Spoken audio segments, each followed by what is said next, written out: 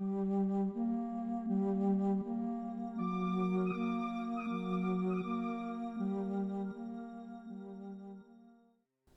June 1980, the quiet town of Todmorden in West Yorkshire, northern England, became the setting for a baffling and eerie mystery. One ordinary summer day was about to yield a chilling discovery that would defy logic and terrify investigators beyond belief. The case of Zigmund Adamski's death would soon entangle police, UFO theorists, and skeptics alike, and endure as an unsettling enigma for decades. Zigmund Adamski was a 56-year-old coal miner and Polish immigrant who lived a quiet life with his wife Lottie in Tingley. On the morning of 6th of June 1980, he left home on what would have been a routine walk to a local shop for groceries. He was preparing for a family wedding the next day, but after heading out on that errand, Zigmund never came home. When Zigmund failed to return that evening, his wife Lottie grew anxious and contacted the police to report him missing. A search was promptly launched. Neighbours and police scoured the surrounding area, checking roadsides, hospitals, and any place he might have wandered. Day after day passed with no sign of him. It was as if Zigmund had completely vanished into thin air. Finally, on the afternoon of 11th of June 1980, 5 days after he vanished, a startling discovery abruptly ended the desperate search. A coal yard worker in Todmorden, a town 20 miles from Zigmund's home, found a body sprawled atop a towering pile of coal. The corpse was soon identified as Zigmund Adamski, found in a baffling condition that no one at the scene could explain.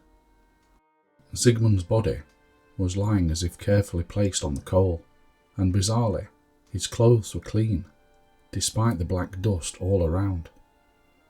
He was dressed in a suit, but inexplicably lacked certain items. He had no shirt beneath his jacket, and his watch and wallet were missing. Even more unsettling, witnesses said his eyes were wide open and his face was frozen in an expression of unspeakable terror. Inspecting the corpse closely, investigators found strange burn marks on the back of Zigmund's neck, as well as on his shoulders and head. Even more perplexing, the burns were covered in a strange ointment-like substance that forensic scientists tested but could not identify. This mysterious substance defied analysis, leaving police to wonder what kind of bizarre treatment or experiment had been performed on him. Investigators noted that Zigmund's hair had been crudely cut short, not by a professional barber, but as if hacked away in a hurry. Perhaps even more puzzling, though he had been missing for 5 days, his beard stubble suggested only 1 day's growth. This implied he had either shaved or been shaved shortly before death, meaning he was likely alive for most of his disappearance. The placement of Zigmund's body on the coal heap presented a logical mystery. There were no footprints or disturbances on the pile aside from the responder's own. It was as if he'd been lowered from above or carefully set there after death, since nothing indicated he had climbed up himself. Moreover, despite the sooty surroundings, Zigmund's clothes had almost no coal dust, reinforcing the idea that he had not scaled the pile at all. Forensic pathologist and coroner James Turnbull was baffled by what he saw when he conducted the post-mortem examination of Zigmund's body. He determined that Zigmund had died of a heart attack, but acknowledged he had never encountered a case with such bizarre, unexplainable circumstances. Turnbull even admitted that the question of where Zigmund had been for 5 days and what led to his death just could not be answered.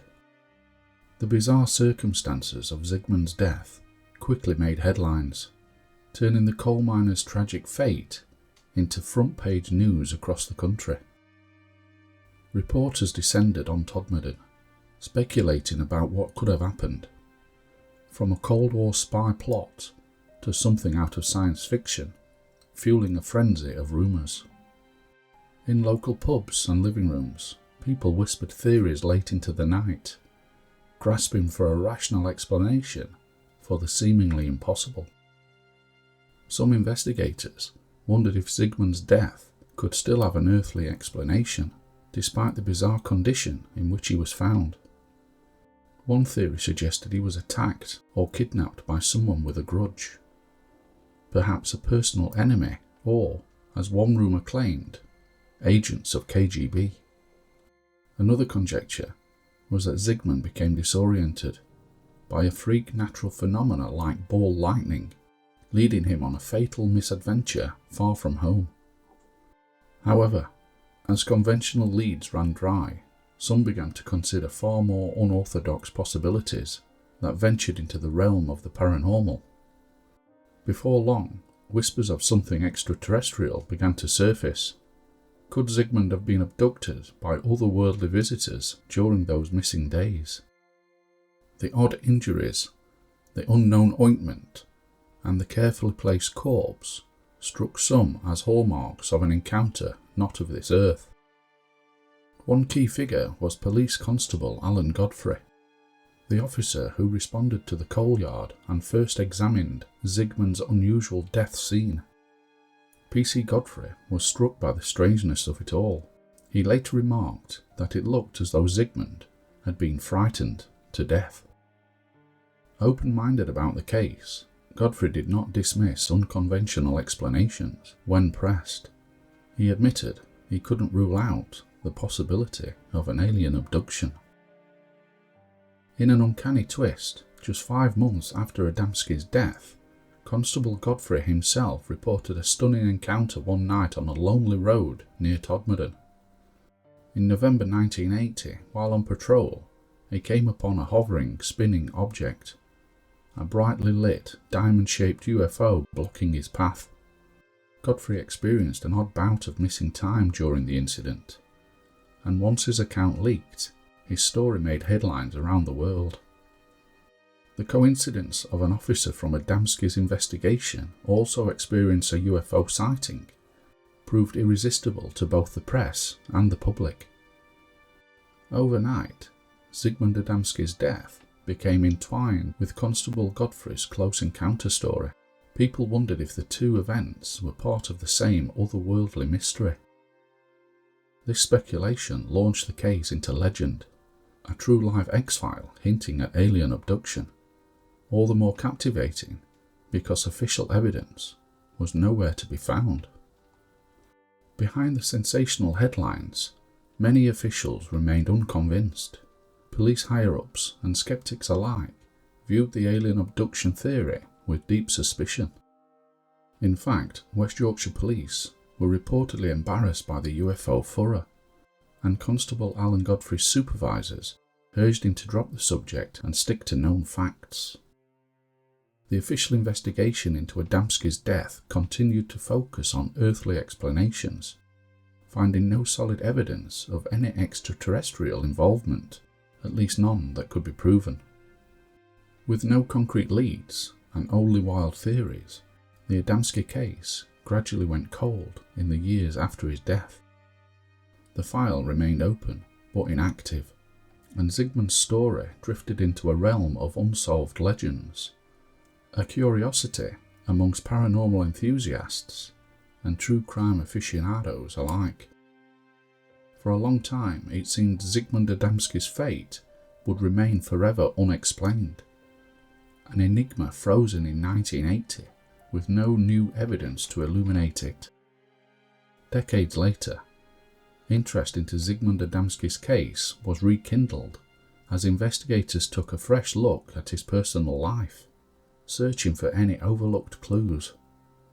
It came to light that the Adamski family had been sheltering a female relative who was hiding from her abusive husband around the time Zigmund disappeared. This revelation raised a chilling possibility. Perhaps Zigmund's death was not supernatural at all, but a cruel act of human vengeance tied to that domestic conflict. According to this theory, The vengeful husband of the woman they'd sheltered might have intercepted Zigmund during his errand and kidnapped him. In this scenario, Zigmund may have been held captive for 5 days and possibly tortured, which could explain the burn marks on his body and the terror on his face. Eventually the attacker could have disposed of Zigmund's body atop the coal heap in a distant town to confuse investigators and cover his tracks. The idea of a revenge-driven abduction brought the mystery down to earth with a plausible motive, shifting focus from aliens to human malice. Yet for all its intrigue, no solid evidence has ever supported this theory. No witnesses, no confessions, and no forensic clues linking any individual to Zigmund's death. Lacking proof, the notion remains purely speculative, just another attempt to fill the void in a case that stubbornly refuses to reveal its secrets. Now, more than 4 decades later, Zigmund Adamski's story has become part of local folklore, a ghostly tale that still haunts the Todmorden area. This once ordinary Yorkshire town is now forever linked to one of the most perplexing unsolved mysteries in Britain's paranormal and true crime history. Curious visitors and investigators alike still pass through, drawn by the enduring enigma and hoping to glimpse even a slither of truth where the mystery unfolded. Among UFO enthusiasts and paranormal historians, the Zigmund Adamski case has attained a near-legendary status, often mentioned in the same breath as Roswell or Rendlesham Forest. It represents a rare intersection of true crime and the unexplained, a mystery that invites both forensic analysis and eerie speculation. Dozens of books, documentaries, and articles have revisited Zigmund's tale, each offering theories, but all arriving at the same conclusion: no one truly knows what happened to him. What makes Zigmund Adamski's case so haunting is not just its bizarre details, but the complete lack of closure it leaves behind. Every piece of evidence seems to raise more questions. Each detail, the burns, the ointment, the coal pile, feel like a puzzle with critical pieces missing. After all these years, Zigmund's death remains an unresolved riddle, a dark question mark hanging over a quiet town, reminding us that the unknown can lurk even in the everyday. The mystery of Zigmund Adamski compels us to accept an unsettling truth. Some cases may never reveal their secrets, no matter how many years go by. Whether one leans toward a down-to-earth explanation or something from beyond, the fact remains that the true events of early June 1980 are still unknown. In that lingering uncertainty lies the power of this story. It captivates and unnerves, perched forever on the edge between the known and the unknown, defying any easy resolution. Zigmund Adamski's perplexing death lives on as modern legend, a case that remains stubbornly unresolved in the annals of the unexplained. His story reminds us of how thin the line is between the ordinary and the uncanny, and how an unremarkable life can abruptly plunge into mystery. In the end, we are left with only questions, and the eerie feeling that the truth of Zigmund's fate still lies hidden somewhere in the shadows.